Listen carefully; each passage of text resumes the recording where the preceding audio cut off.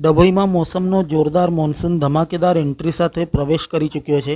શહેર તેમજ ગ્રામ્ય વિસ્તારોમાં છેલ્લા 12 કલાકથી ધીમી ધારે વરસાદ ચાલુ રહેતા વાતાવરણમાં ઠંડક પ્રસરી ગઈ છે। ગત રાત્રે ડભોઈમાં 1 ઇંચ જેટલો વરસાદ નોંધાયો હતો, જ્યારે આજે વહેલી સવારથી 6 વાગ્યાથી 10 વાગ્યા સુધીમાં ફરી અડધો ઇંચ જેટલો વરસાદ નોંધાયો હતો। આ સાથે સમગ્ર ડભોઈ શહેરમાં કાળા ડિબાંગ વાદળો છવાયા છે અને અંધારપટ જેવો માહોલ સર્જાયો હતો। શહેરના ઝારોલા વાગા, થરવાસા ચોકડી, SBI બેંક નજીક, કાજીવાગા વિસ્તાર અને સ્ટેશન સહિતના વિસ્તારોમાં સતત ધીમી ધારે વરસાદ વરસી રહ્યો છે।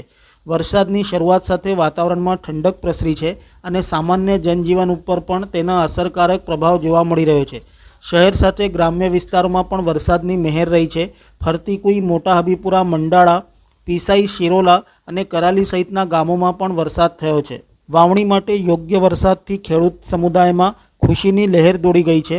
વરસાદ બાદ મળેલા ધીમી ધારા વરસાદના જમીન ભીંજાઈ રહી છે અને ખેડૂતોએ વાવણીની તૈયારીઓ પણ શરૂ કરી દીધી છે।